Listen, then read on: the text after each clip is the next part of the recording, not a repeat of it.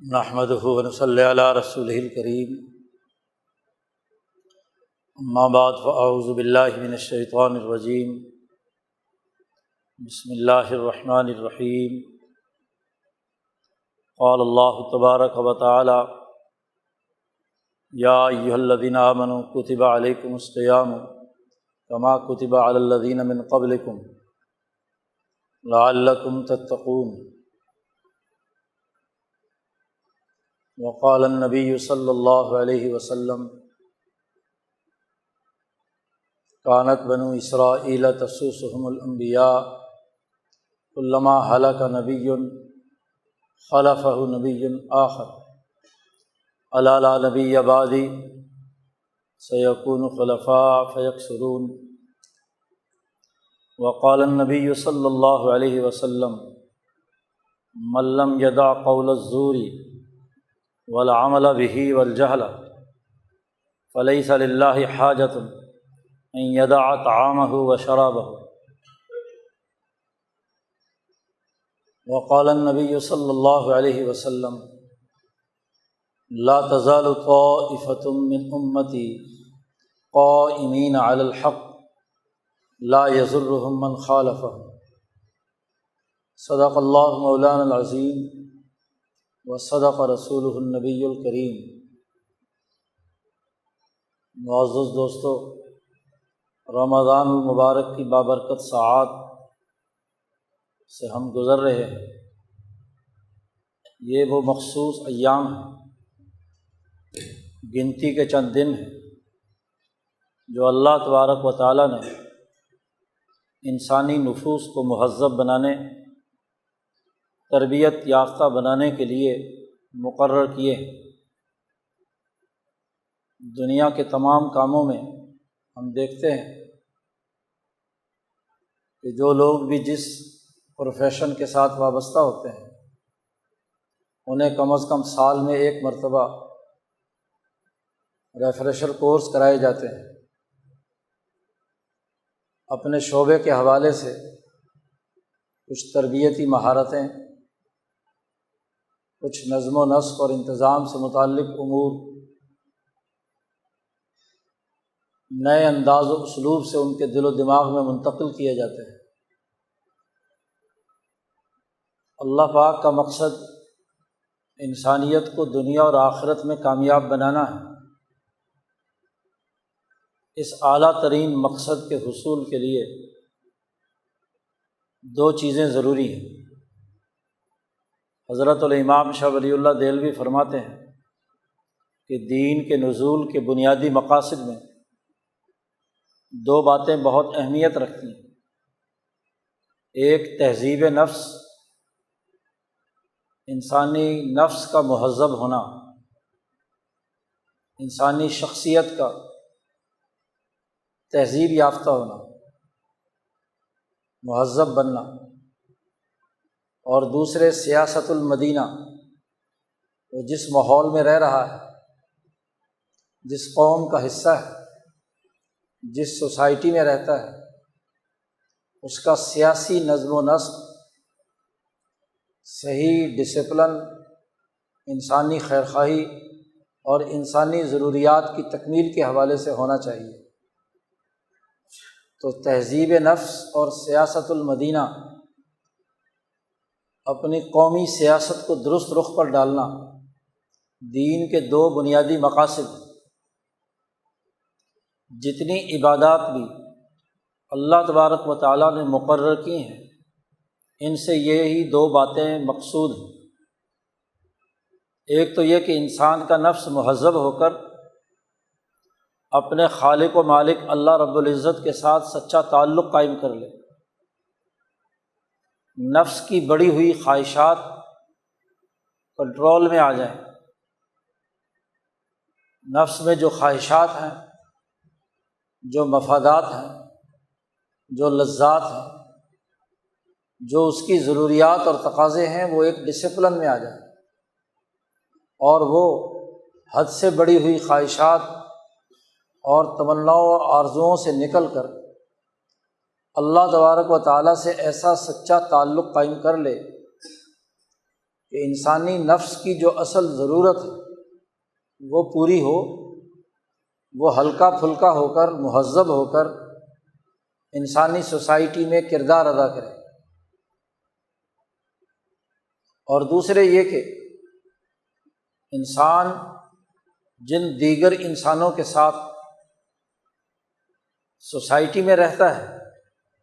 گھر میں، بازار میں، محلے میں، ملک اور قوم میں، بلکہ کل انسانیت کے ساتھ اس کے جتنے بھی روابط اور تعلقات ہیں، وہ تعلقات نقص سے نکال کر کمال تک پہنچانے والے ہونے چاہئیں۔ سیاست کا لفظی مطلب ہی یہ ہے۔ سیاست المدینہ کا مطلب کسی مملکت میں انسانی تعلقات اور روابط ایسے طریقے سے استوار ہوں کہ ہر انسان دوسرے کا ممد و معاون بنے، نہ یہ کہ دوسروں کی ٹانگیں کھینچنے والا بنے۔ امن و امان قائم ہو اور معاشی خوشحالی قائم ہو، وسائل کی تقسیم منصفانہ ہو اور ہر ایک کی جان مال عزت آبرو محفوظ ہو۔ یہ سیاست المدینہ ہے۔ گویا کہ انسانی نفس کی خواہشات اتنی نہ بڑھ جائیں کہ وہ دوسرے انسانوں کے لیے نقصان کا باعث ہو۔ یہ بات اچھی طرح سمجھنے کی ہے کہ انسانی نفس مرکب ہے بہیمیت اور ملکیت سے۔ اس کا ایک جسمانی نظام ہے جو حیوانیت کے زیر اثر ہے، حیوانوں جیسا بنا ہوا ہے۔ اسے بھوک لگتی ہے، اسے پیاس لگتی ہے، اس میں جنسی خواہش پیدا ہوتی ہے، اولاد کی توالد و تناسل کا جذبہ اس کے اندر پایا جاتا ہے۔ تو یہ جتنی بھی اس کی ضروریات ہیں، اس کا تعلق حیوانی تقاضوں سے ہے۔ اگر انسان کھائے پیے نہ، جنسی تعلقات قائم نہ کرے تو نہ تو اس کی نسل بڑھے گی اور نہ ہی یہ دنیا میں زندہ رہ پائے گا۔ یہ اس کی بنیادی ضرورت ہے۔ اس کی حیوانیت کو زندہ رکھنے، اس کو ایک انسانی روپ میں اس کرۂ ارض پر بسنے کے لیے یہ تمام چیزیں ضروری ہیں۔ اسی طرح اس انسان کے اندر وہ ملکیت ہے جو اللہ کی طرف سے ایک امر ربی کے طور پر اس انسانی وجود کے اندر اللہ نے پھونکا ہے۔ نفخت فیہ من روحی، میں نے اس آدم کے اندر اپنی روح پھونکی ہے۔ اللہ پاک فرماتے ہیں تو یہ جو اللہ کی طرف سے روح آئی ہے، اس کے بھی تقاضے ہیں، اس کی بھی غذا ہے، اس کی ضروریات اور تقاضے بھی ہیں، اس کو بھی چارج ہونا ہے، اس کو بھی اپنا کردار ادا کرنا ہے۔ تو انسان وہ ہے جو دونوں میں اعتدال اور توازن پیدا کر کے اس کرۂ ارض پر رہے۔ اب معاملہ یہ ہے کہ انسانی روح تو نور ہی نور ہے، اس کی کوئی اس کرۂ ارض میں رہتے ہوئے ایسی کوئی خواہش یا ایسا کوئی تقاضا نہیں ہے کہ جسے کانٹ چھانٹ کرنے کی ضرورت پیش آئے۔ ضرورت کے مطابق وہ انسانیت کو توانائی فراہم کرتی ہے اور اس کے اس کرۂ ارض پر زندہ رہنے کا سبب بنتی ہے۔ ضرورت پیش آتی ہے اس حیوانی تقاضے کی کہ جو انسانی وجود کے اندر انسانیت کے لیے نقصان کا باعث بنتا ہے، اور وہ اس کا اپنی ان تینوں ضروریات کو غلط طریقے سے یا حد سے بڑھی ہوئی خواہشات کے طریقے سے سر انجام دے۔ کھانا پینا اور جنسی خواہشات، غلط طریقہ یہ ہے کہ جو کھایا ہے آپ نے وہ کسی دوسرے کی محنت پر ڈاکہ ڈال کر کھایا، حرام مال کھایا، حرام چیز پی ہے، حرام کاری کا ارتکاب کیا ہے۔ یہ تو سرے سے ہی انسانیت کے بنیادی تصور کے خلاف بات ہے۔ انسان انس سے مشتق ہے، اور اس کی انسانیت تبھی ہے جب یہ دوسرے انسانوں کے ساتھ انس و محبت سے پیش آئے،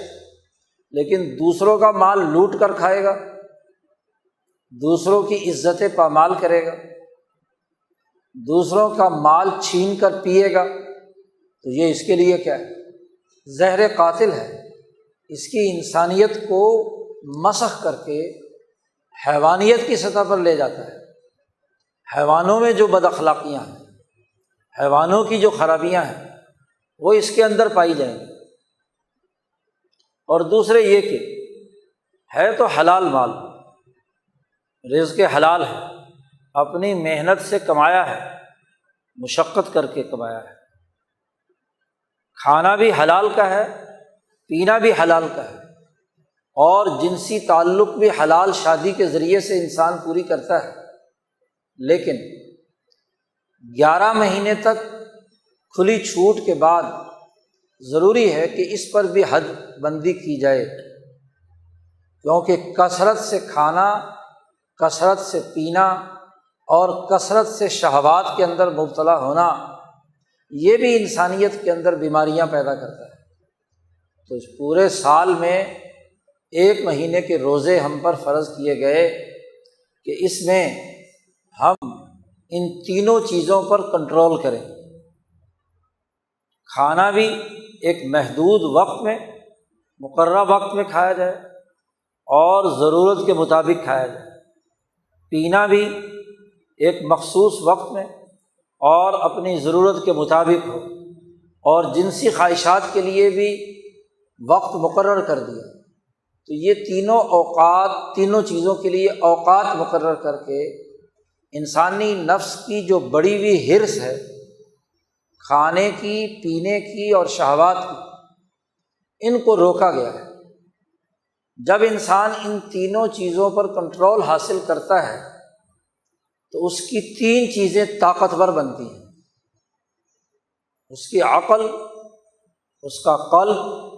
اور اس کا نفس۔ خواہشات شہوانی کو کنٹرول کرنے سے انسان کا نفس مہذب ہو کر طاقتور بنتا ہے، اور وہ ان احکامات الہیہ اور روح حقیقی کے تقاضوں کی تکمیل کے لیے کمر بستہ ہو جاتا ہے، جو اللہ کا نور اس روح کے ذریعے سے انسانی جسم میں آ رہا ہے۔ خواہشات کے اندر اگر مبتلا رہا، حد سے بڑی ہوئی خواہشات میں بھی رہا، تو تب بھی اس پر حیوانیت کا غلبہ ہوگا، انسانیت کا غلبہ نہیں ہوگا۔ امام شاہ ولی اللہ فرماتے ہیں کہ ایک دفعہ کا جنسی تعلق 1 مہینے تک انسانی وجود کے اوپر حجابات طاری رکھتا ہے، اسے اللہ کی باتیں سمجھنے میں دقت پیش آتی ہے، اسے سچا انسان بننے میں ایک وقت لگتا ہے۔ تو آپ دیکھیے کہ جنسی خواہشات کے کنٹرول کرنے سے انسان کا نفس انسانی روپ دھار لیتا ہے، وہ اس صلاحیت کو قبول کر لیتا ہے کہ اس پر انسانی عقل اور قلب سے یا کلام الہی سے یا دین حقانی کی روشنی آئے تو وہ اسے اپنے اندر جذب کر پائے۔ کھانا اور پینا 2 چیزیں، پینے کا بڑا گہرا تعلق دل کی لذتوں سے ہے، اس لیے اشراب قلب قرآن حکیم نے کئی جگہ پر استعمال کیا ہے۔ دل کا پینا، انسان جب کثرت سے پینے والی چیزیں پیتا ہے تو قلب اور دل مردہ ہوتا ہے، اس کے اندر صلاحیت کم ہو جاتی ہے۔ جب وہ پیاس کو کنٹرول کرتا ہے، پانی کم پیتا ہے، تو دل طاقتور بنتا ہے، دل کی صلاحیت اور استعداد بڑھتی ہے، اس کے فنکشن صحیح ہو جاتے ہیں، وہ جسم کے اندر اپنا صفائی کا کام پوری طاقت اور توانائی سے سر انجام دیتا ہے۔ اور جب وہ ہلکا پھلکا دل، جس میں فرحت آ گئی، خوشی آ گئی، کیفیت پیدا ہو گئی، تو جو عقل سے اس کے پاس بات آئی ہے یا وحی الہی سے اس کے پاس بات آئی ہے، اس کو سمجھنے، اس کی فقاہت اور اس کے شعور کے لیے وہ کردار ادا کرتا ہے۔ کھانے کا بڑا تعلق انسان کی عقل کو معوف کرنے سے ہے۔ معدہ بھرا ہوا ہو تو پھر آدمی معدے سے ہی سوچتا ہے، پیٹ سے سوچتا ہے، پیٹ کے حوالے سے کردار ادا کرتا ہے۔ جب آپ نے کھانے کو کنٹرول کر لیا تو اب عقل کو کام کرنے کا موقع ملا، عقل مہذب ہوئی، عقل و شعور اس کے اندر پیدا ہوا۔ عقل مہذب ہوتی ہے تو اس میں علم آتا ہے، جہالت ختم ہوتی ہے، علم و شعور کی روشنی پھوٹتی ہے۔ اسی لیے جو لوگ اپنے دماغ کو تیز کر کے علم کو یاد کرنا چاہتے ہیں وہ اپنی پڑھائی کے دوران بھی کم کھاتے ہیں، کیونکہ جب زیادہ کھائیں گے تو دماغ عقل کام کرنے کے بجائے نیند غالب آئے گی، سوئے گا وہ، اور جب سوئے گا تو علم اس کے پاس کہاں سے آئے گا۔ یہ ڈاکٹر لوگ اب سالوں کے آخر میں ساری رات جاگتے ہیں، کم کھا کر کم پی کر، تاکہ وہ صحیح طریقے سے پرچے دے سکیں، کامیاب ہو سکیں۔ تو علم اور عقل یہ بڑھتی ہے کم کھانے سے۔ معدے کو کم کام کرنا پڑے گا، گرانی کم ہوگی تو انسان کا ذہن، اس کی عقل اچھی طرح سوچے گی، اور علم جو علم نبوت ہے، وحی الہی کا ہے، عقلی علم ہے، وہ علوم اس کے دماغ کو روشن کریں گے۔ اس لیے اللہ پاک نے ان تین چیزوں کو روک دیا، جس کے ذریعے سے انسانی عقل مہذب ہو، علم و شعور حاصل کرنے والی ہو، انسانی قلب سمجھداری کا کردار ادا کرے، فقہ القلب، دل کی سمجھ اور بوجھ بڑھے، وہ فرحت حاصل کرے ان علوم سے جو اس کی عقل کے راستے سے اس پر آئے ہیں،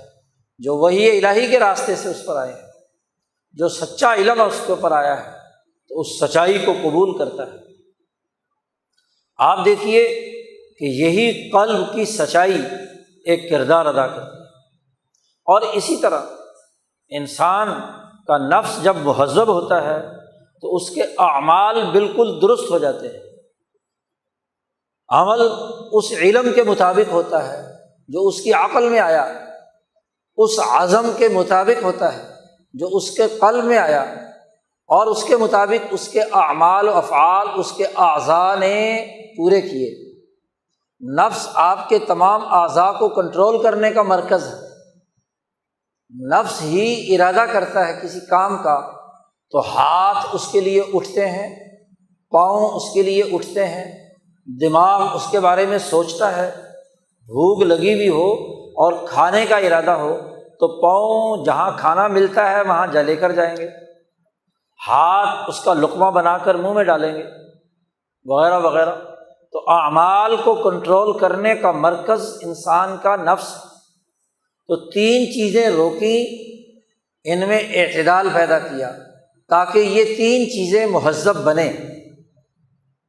اور پھر ان تینوں کے مہذب کرنے ہی کا نام روزہ ہے۔ یہ جو حدیث تلاوت کی ہے امام بخاری رحمہ اللہ نے اسے روایت کیا ہے، حضرت ابو ہریرہ رضی اللہ تعالی عنہ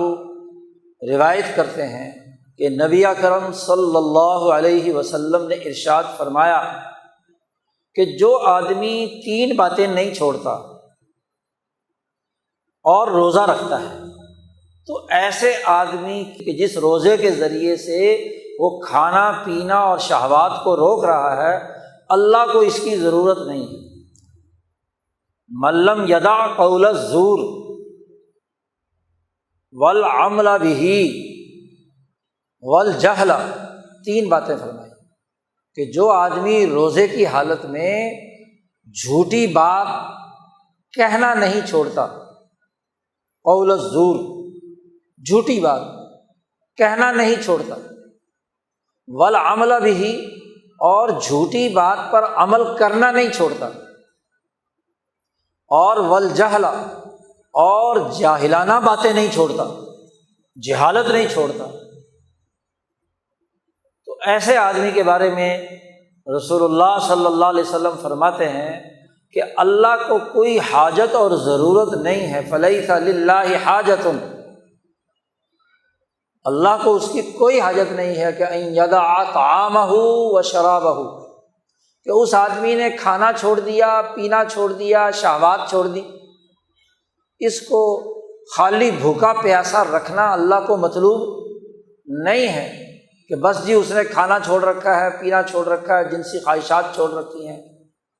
تو اللہ کو اس کی ضرورت نہیں ہے۔ اللہ نے تو جو روزہ فرض کیا ہے، اللہ جو چاہتے ہیں وہ یہ ہے کہ اس روزے کے ذریعے سے جھوٹی بات کہنا چھوڑ دے اور اس کے مقابلے میں قول الصدق، سچی بات کہنا شروع کر دے۔ اس کی عادت بن جائے اس رمضان کے روزے سے کہ اس کے اندر سچی بات کہنے کا حوصلہ ہو، سچائی پر قائم رہے، کھری بات کہے، جھوٹی بات نہ کہے۔ قول زور فرمایا، اور قول زور وہ بات ہے جو انتہا درجے بالکل ہی غلط۔ اللہ پاک نے یہ الفاظ قرآن حکیم میں بھی استعمال فرمائے ہیں ان لوگوں کے لیے جو اپنی بیویوں سے زہار کرتے تھے، کہ وہ لوگ جو اپنی بیویوں کو کہتے ہیں کہ یہ ہماری ماؤں کی طرح ہیں، اور ماں اپنی بیوی کو ماں بنا کر طلاق دینے کا ایک طریقہ اختیار کیا ہوا ہے جسے زہار کہتے ہیں، تو اللہ پاک نے فرمایا کہ یہ ایسی بات کہہ رہے ہیں جو انتہائی منکر ہے، بالکل ہی غلط بات ہے، جاہلانہ بات ہے، اور قول زور ہے، جھوٹ پر مبنی یہ بات ہے۔ اللہ پاک نے فرمایا انسان کی ماں تو وہ ہوتی ہے جس کی پیٹ سے نکلا ہے، ان امہاتہم الا اللائی ولدنہم، بھلا جس سے بہت سارے بچے پیدا کر لیے اس بیوی کو ماں بنانا یہ سراسر جھوٹ ہے، سراسر قول منکر ہے، سراسر زور ہے۔ اس لیے وہ عورت بڑھیا جس کے مسئلے میں یہ آیات مبارکہ نازل ہوئی تھی، حضرت خولہ رضی اللہ تعالی عنہا، انہوں نے آ کر جب ان کے خامند نے بڑھاپے میں انہیں یہ زہار کر کے اس کو اپنی ماں بنا لیا، تو رسول اللہ صلی اللہ علیہ وسلم سے آ کر وہ جھگڑی، اور اس نے کہا عجیب بات ہے، اس نے اتنے بچے پیدا کر لیے، دودھ میں بچوں کو پلا پلا کر میں تھک گئی، اور پھر اب یہ کہتا ہے کہ یہ میری ماں ہے، بھلا کوئی عقل کی بات ہے؟ جی یہ کیسے اپنی ماں بنا رہا ہے مجھے، اور کیسے ماں بنا کر مجھے طلاق دے رہا ہے، کس بنیاد پر؟ قد سمع اللہ قول التی تجادلک فی زوجہا، جی وہ عورت جو اے محمد صلی اللہ علیہ وسلم آپ سے جھگڑ رہی تھی اور دلیل سے جھگڑ رہی تھی، اس لیے اللہ تعالیٰ نے اسے جدال سے تعبیر کیا کہ آپ سے جھگڑ رہی تھی کہ بھلا میں اس کی اتنے سال بیوی رہی، اتنے میں نے اس کے بچے پیدا کیے، میں نے اپنے آپ کو فنا کر لیا، اب وہ کہتا ہے یہ میری ماں ہے۔ حضرت عائشہ صدیقہ فرماتی ہیں کہ وہ عورت میرے ہی حجرے میں حضور صلی اللہ علیہ وسلم سے باتیں کر رہی تھی، اور مجھے اس کی باتیں نہیں صحیح طور پر سنائی دے رہی تھیں، لیکن اللہ نے عرش پہ سن لی اس کی بات، اور اللہ نے کہا کہ یہ کیسے ہو سکتا ہے، ماں صرف وہی ہے جس سے پیدا ہوئے ہو، اور وہ ایک ہی ہوتی ہے، وہ جیسی کیسی بھی ہے وہی ماں ہے، تم اپنی ماں بدل نہیں سکتے، کوئی بھی آدمی اپنی ماں نہیں بدل سکتا، پیدا ہونے کے بعد بدل سکتا ہے، ماں وہی ہے جس سے پیدا ہوئے، اس کے علاوہ کوئی ماں نہیں۔ تو اللہ پاک نے اس کو کہا یہ قول منکر ہے اور قول زور ہے، جھوٹی بات ہے، سراسر غلط بات ہے، 1% بھی اس کے اندر سچائی نہیں ہے۔ قول زور وہ ہوتا ہے جو 100% جھوٹا ہو، بالکل غلط ہو۔ تو رسول اللہ صلی اللہ علیہ وسلم نے فرمایا کہ ایک آدمی روزہ رکھے، بھوک پیاس برداشت کرے، اور پھر روزے کا اثر اس کی گفتگو، اس کی زبان پر جاری نہ ہو، وہ سچائی کو قبول کرنے کے بجائے جھوٹی باتیں کرے، قول زور کرے۔ انسان بولتا ہے کہ جب اس کے دل میں جو بات آتی ہے تو اس دل کا اظہار ما فی الضمیر کا اظہار زبان سے کرتا ہے۔ دل اگر بگڑا ہوا ہے، اس کے اندر کسی کی محبت ایسے بیٹھ گئی جو کفر اور ظلم پر مبنی ہے، اشربوا فی قلوبہم العجل، جن کے دلوں نے بچھڑے کی محبت کا پانی پی لیا، تو اس کے نتیجے میں انہوں نے جھوٹی باتیں کہا کہ یہ وہ خدا ہے، موسیٰ کا بھی خدا ہے اس بچھڑا، اور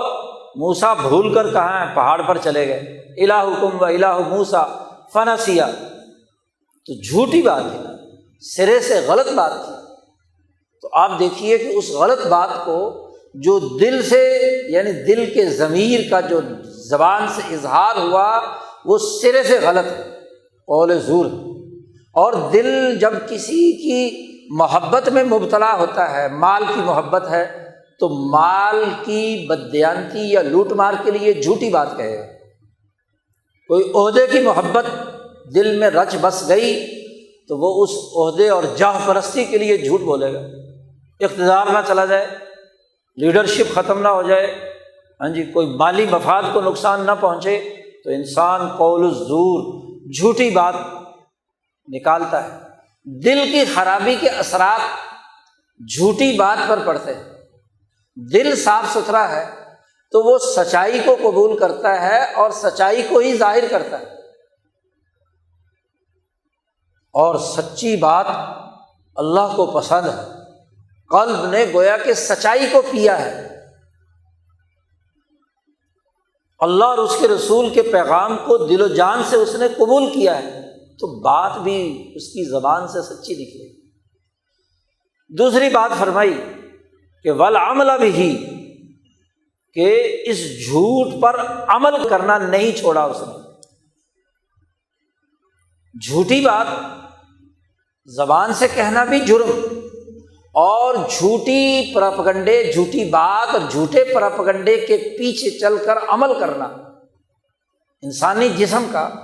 انسانی اعضاء کا، اور یہ نفس کے تقاضے سے ہوتا ہے۔ نفس حکم دیتا ہے کہ یہ عمل کرو، فلانی جگہ جاؤ، فلانا کام کرو، فلاں چیز پکڑو، فلاں کا مال لوٹ لو، فلاں کو تشدد کا نشانہ بناؤ، فلاں موقع پر پہنچو، نفس حکم دیتا ہے۔ تو اگر جھوٹ کی بات ہو، جھوٹا پراپگنڈا ہو، جھوٹا نظام ہو، جھوٹا کردار ہو، اور آدمی اس جھوٹے نظام کا اعلی کار بن کر اعمال کرے، تو کیا نتیجہ نکلے گا؟ روزے سے مقصد تو یہ تھا کہ یہ جھوٹی بات قبول بھی نہ کرے اور جھوٹی بات پر عمل بھی نہ کرے، والعمل بہ۔ تو نفس جس کا مرکز، جس کے ذریعے سے انسانی اعمال سرزد ہوتے ہیں، اس کی ذمہ داری ہے کہ اس روزے رمضان کے روزے کے نتیجے میں وہ اس کا نفس کنٹرول ہو جائے اور ظلم کے نظام کا ساتھ نہ دے، عملی طور پر اس جھوٹی بات کے پیچھے نہ چلے، اور عمل بھی۔ اور تیسری بات ارشاد فرمائی الجہل، روزہ رکھنے سے عقل روشن ہوتی ہے، اور عقل کا تعلق سچے علم سے ہے، علم صحیح سے ہے، سچائی سے ہے۔ علم اور شعور وہ ہوتا ہے جو حقیقت کے مطابق ہو، اور جو حقیقت کے خلاف ہو وہ سچائی نہیں ہے، وہ جھوٹ ہے، بددیانتی ہے، جہل ہے۔ اس لیے جہالت کی تعریف میں کہا جاتا ہے کہ ہر بد عملی وہ جہالت کا شاخسانہ ہوتا ہے، ہر جھوٹی بات قبول کرنا اور بولنا وہ جہالت کی وجہ سے ہوتا ہے۔ آدمی کسی چیز سے واقف نہیں ہوتا تو اس کے نتیجے میں اس کی زبان سے انٹ شنٹ باتیں نکل رہی ہیں، بغیر کسی علم کے، بغیر کسی اس کے، جاہلانہ باتیں کر رہا ہے اور جاہلانہ اعمال کر رہا ہے۔ گویا کہ علم ضروری تھا، تو روزہ جو انسان کے اندر علم پیدا کرنے کے لیے آیا ہے، اور روزہ رکھنے کے باوجود اس نے علم حاصل نہیں کیا، علم و شعور پیدا نہیں کیا، جہالت اس نے طاری رکھی، تو اللہ کو ایسے بھوک پیاس کی کوئی ضرورت اور حاجت نہیں ہے۔ 3 باتیں واضح کر دی، 3 چیزیں رکنے کے نتیجے میں 3 کام ہونے چاہیے: قول صدق، سچی بات کہنا، سچی بات پر عمل کرنا، اور علم و شعور کا پیدا ہونا۔ علم ہی ہوگا تو سچی بات نکلے گی، کیونکہ سچائی اور جھوٹ کا تعلق کسی واقعے کی حکایت سے ہوتا ہے، کہ کوئی واقعہ وقوع پذیر ہوا ہے،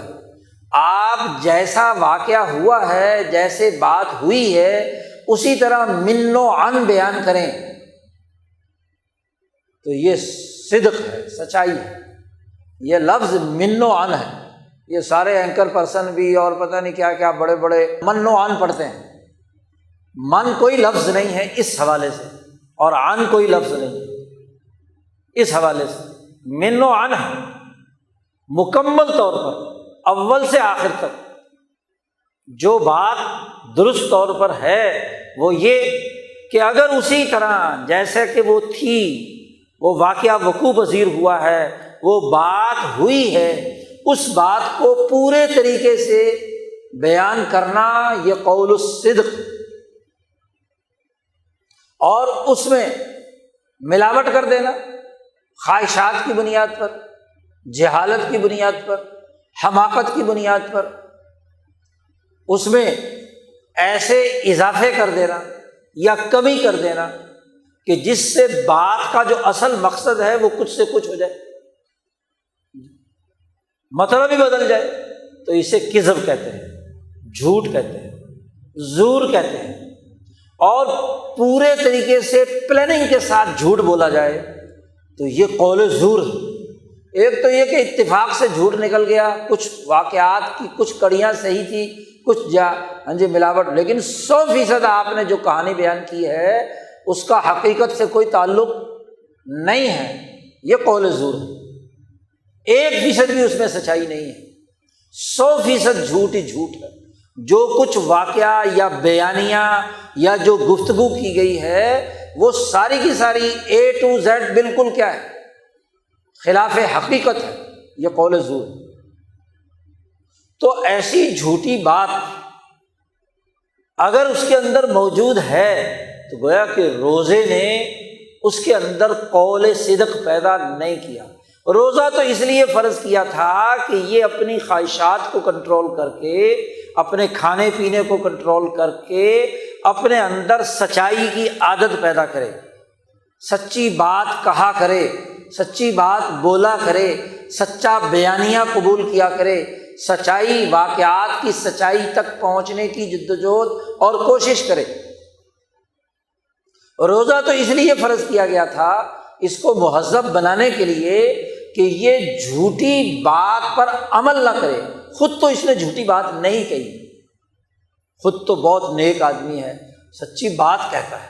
بہت سے نیک ہوتے ہیں کہ اپنی ذاتی زندگی میں انہوں نے کبھی جھوٹ بولا نہیں ہوتا، لیکن سوسائٹی میں جو جھوٹا عمل چل رہا ہے، بالخصوص سسٹم کا جھوٹ، حکمرانوں کا جھوٹ، لیڈروں کا جھوٹ، اور اس جھوٹ کی بنیاد پر وہ عمل کر رہا ہے، تو یہ بھی تو جرم ہے۔ خود ذاتی طور پر سچا ہے لیکن جھوٹے نظام کا اعلی کار ہے، جھوٹی بات پر عمل کر رہا ہے، جھوٹ کو اس نے تسلیم کر کے اپنے عملی زندگی کے تمام کام سر انجام دیے ہیں، تو یہ بھی تہذیب نفس کے خلاف بات ہے۔ ایسا نہیں ہو سکتا کہ زبان تو سچ بولے اور عمل اس سچائی کے خلاف کام کرے۔ نفس انسان کو ایسے اعمال پر ابھارے جو اس سچائی کے بجائے جھوٹے نظام کے لیے اعلی کاری کا کردار ادا کرے، تو گویا کہ ایسا شخص، اس کا نفس مہذب نہیں ہوا،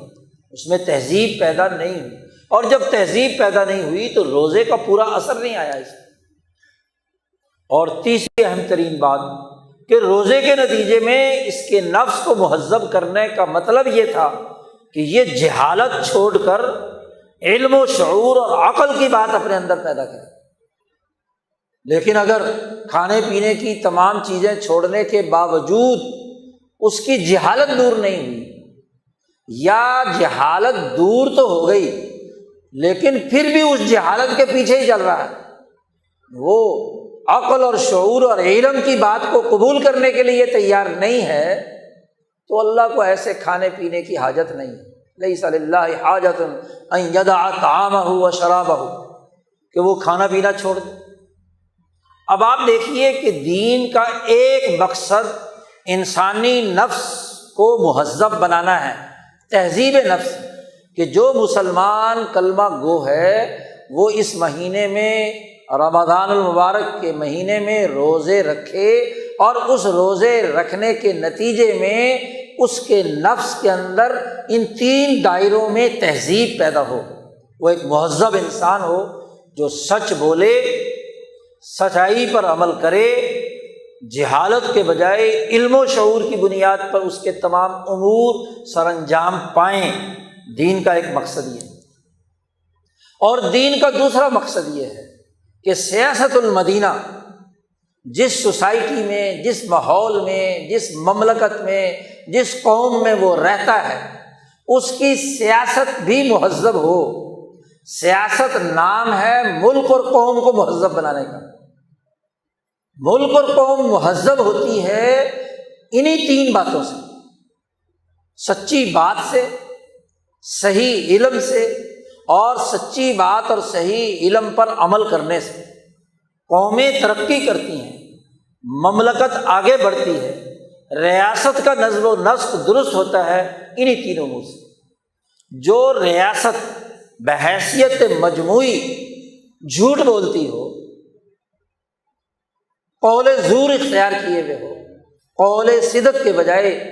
وہ ریاست دنیا میں بھی ذلیل اور رسوا ہوتی ہے، اور اس کے افراد اور ان کی اجتماعیت آخرت کے اندر بھی نقصان کا باعث ہے۔ تو قول زور ریاست کے پاس ہو، مملکت ہو، مدینہ ہو، سوسائٹی ہو، اور والعمل بہ، اور اس قول زور اور جھوٹی بات پر ریاست، پوری قوم، پورا معاشرہ وہ عمل کر رہا ہو، تو سیاست المدینہ ہوگی یا سیاسی تباہی اور بربادی ہوگی۔ واضح طور پر اس سے معلوم ہو گیا کہ عمل بھی جھوٹ پر اگر ہوگا، ریاست بحیثیت مجموعی عمل کرے گی، تو وہ بھی کیا ہے؟ سیاست مدینہ کے بنیادی تقاضوں کے خلاف بات ہے۔ سیاست مدینہ، جیسا کہ رسول اللہ صلی اللہ علیہ وسلم نے فرمایا کہ بنی اسرائیل کی سیاست ان کے انبیاء کرتے تھے، اور نبی اکرم صلی اللہ علیہ وسلم نے فرمایا میری سیاست میرے بعد میرے خلفاء کریں گے، خلفائے راشدین، اور وہ جو اسلام کے نام پر حکمران ہیں ان کا کام ہے سیاست المدینہ، مہذب بنانا، اسی انداز میں اپنی قوم کو جو نبی اکرم صلی اللہ علیہ وسلم نے جیسے اپنی قوم کو ترقی اور کامیابی دی۔ تو ریاستی قول زور، ریاستی جھوٹ، ریاستی بد عملی، ریاستی جہالت اگر کسی قوم میں ہے، وہ جاہل ہے، علم نہ دارد، جاہلانہ باتیں کر رہی ہے، چاہے سارے کے سارے 22 کے 22 کروڑ لوگ روزے رکھتے ہوں، افطاریاں کرتے ہوں، تراویحاں پڑھتے ہوں، عبادات کرتے ہوں، سبھی کچھ کرتے ہوں، لیکن مجموعی طور پر ان کا قومی نظام، ان کا مملکتی ڈھانچہ، ان کا ریاستی نظام وہ قول زور کے پیچھے چل رہا ہو، جہالت پر کام کر رہا ہو، بد عملی کا ارتکاب کر رہا ہو، تو ان 22 کروڑ لوگوں کے مجموعی روزے کی بھی اللہ کو ضرورت نہیں۔ یہ حدیث صحیح ترین حدیث ہے، بخاری شریف کی روایت ہے، اور یہ بخاری میں بھی ہے، ترمذی میں بھی ہے، ابو داود میں بھی ہے، مختلف صحاح ستہ کی کتابوں میں یہ حدیث موجود ہے واضح طور پر، اور محدثین لائے بھی اس کو کتاب الصوم میں ہے۔ روزے کی حقیقت کے تناظر میں بات بیان کی جا رہی ہے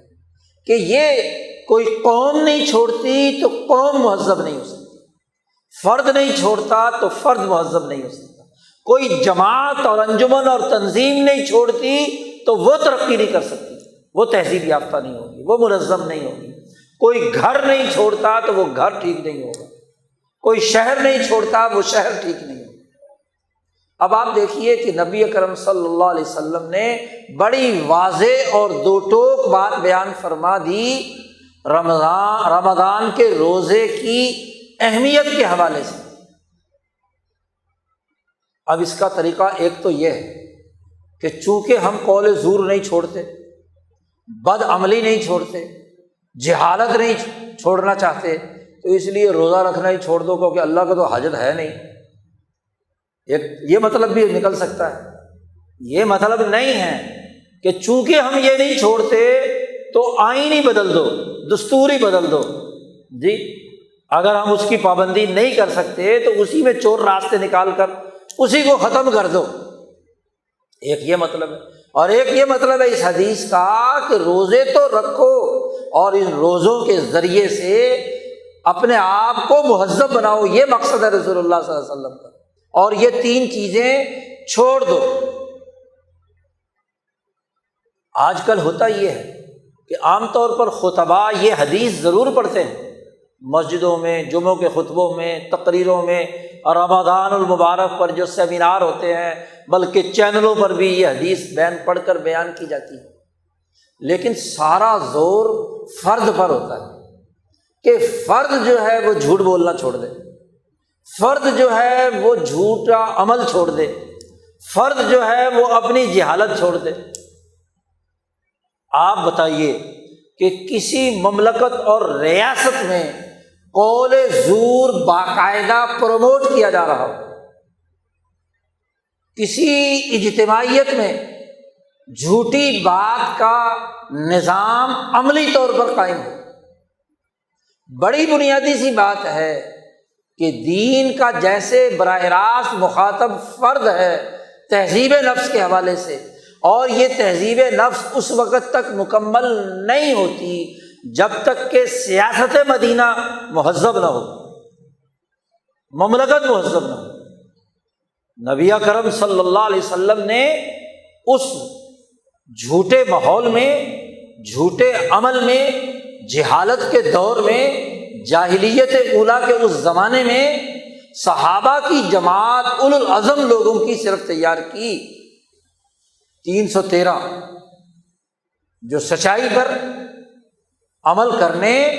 اور جہالت کو دور کرنے کے لیے پرعزم تھے، اور انہوں نے پوری سوسائٹی میں جب نظام تبدیل کر کے ریاست مدینہ بنا کر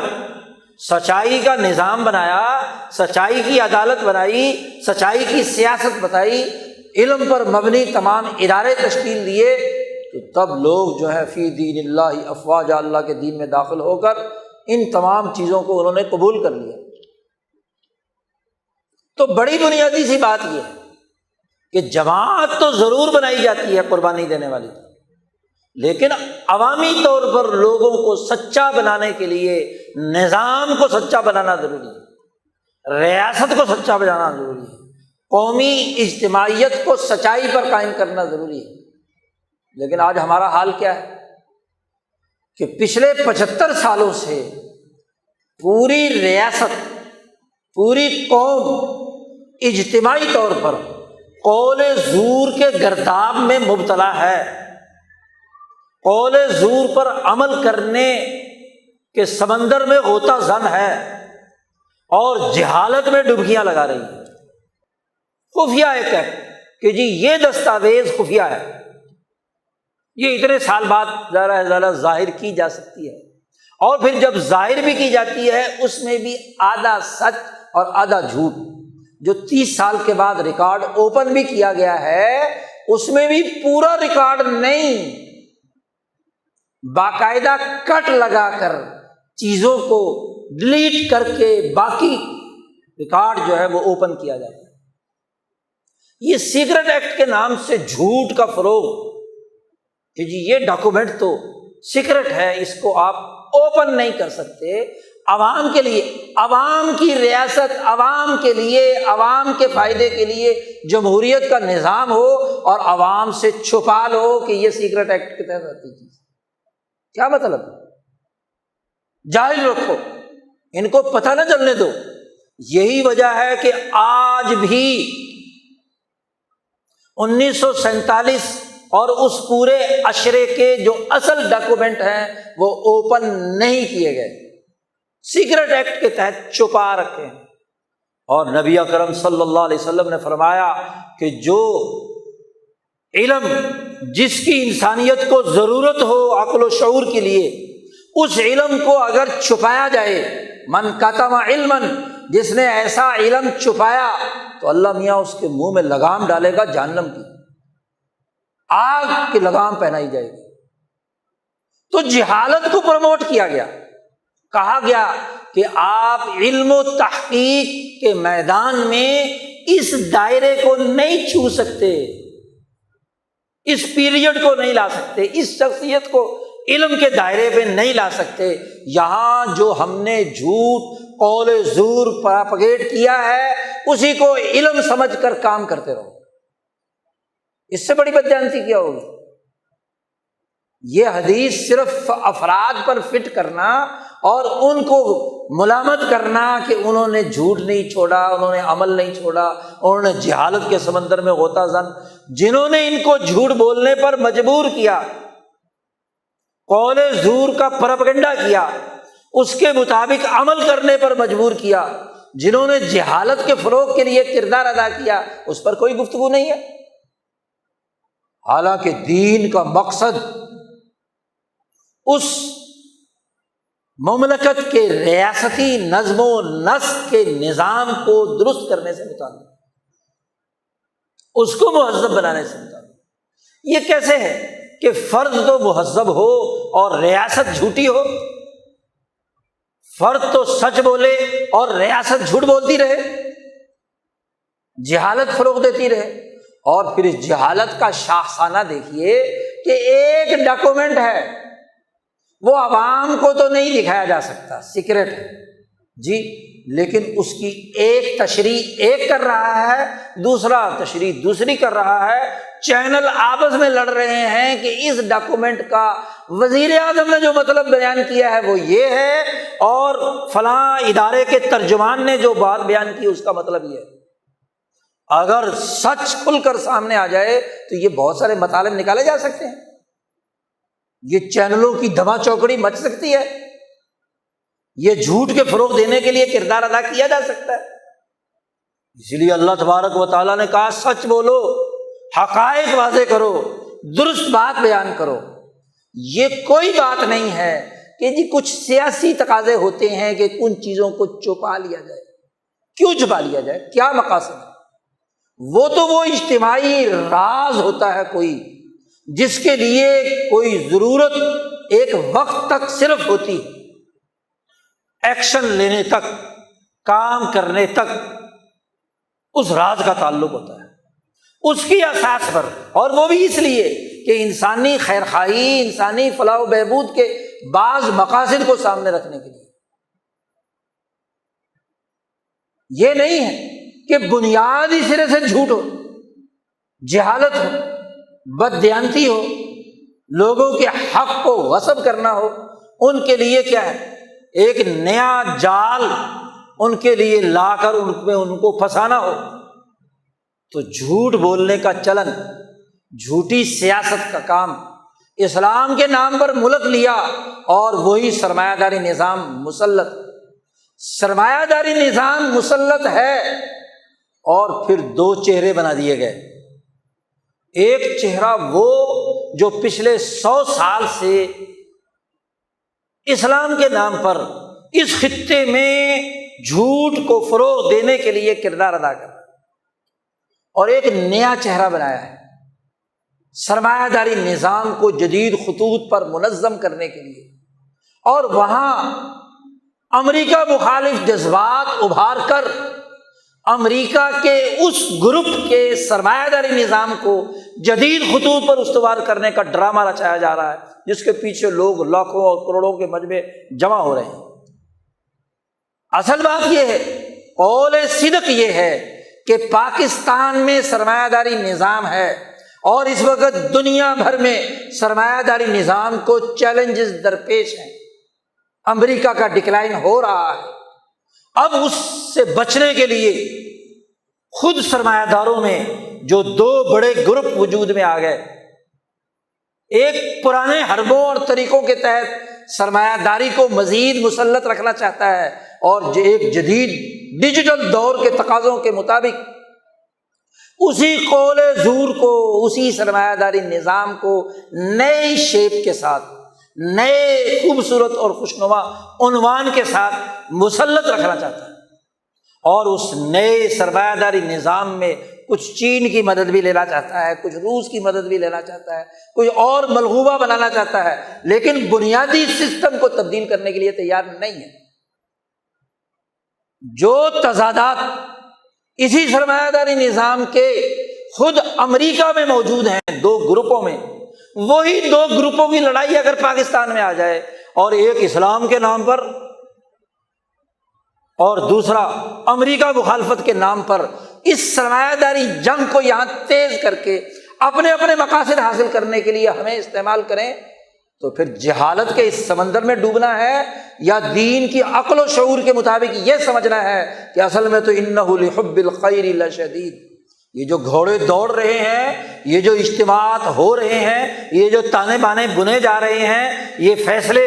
عدالتی یا ادارتی یا سیاسی پارٹیوں کے کیے جا رہے ہیں، ان سارے گھوڑے دوڑنوں کا ایک ہی مقصد ہے کہ انہ لحب الخیر لشدید۔ سرمایہ پرستی ٹوٹ ٹوٹ کر ان کے اندر پیدا ہوئی ہے، بھری ہوئی ہے۔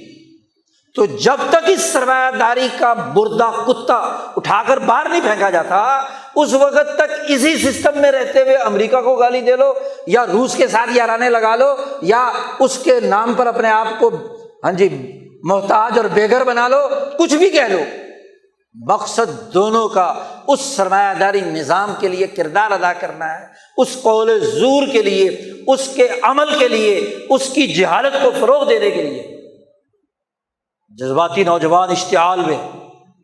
ہم ایک فرد کے پیچھے انقلاب لے آئیں گے، دوسرے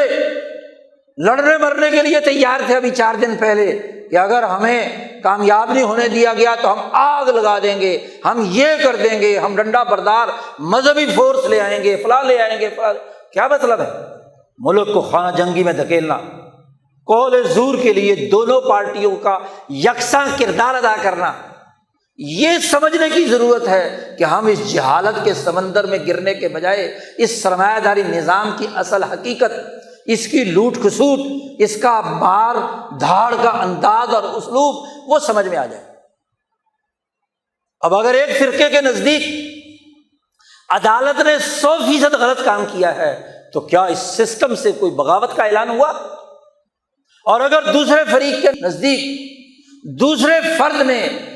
آئین اور قانون شکنی کی تھی تو اس کے خلاف کسی قسم کا غداری کا مقدمہ تم نے قائم کیا، کوئی اس نظام کے بدلنے کے حوالے سے بات کی،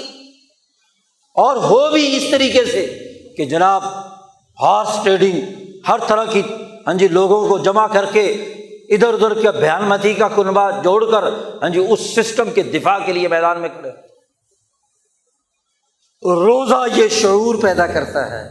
کہ جو 100% غلط سسٹم ہے، A to Z قول زور، اس کو سمجھے، اس کی زبان سے نہ نکلے۔ اس کو یہ شعور ہونا چاہیے کہ وہ اس جھوٹے نظام میں ادھر کا عمل کرے یا ادھر کا عمل کرے، یہ دونوں راستے اس سسٹم کی مضبوطی کی طرف جاتے ہیں، اس سسٹم سے مفادات اٹھانے کی طرف جاتے ہیں۔ اسے یہ شعور ہونا چاہیے کہ یہ دونوں پارٹیاں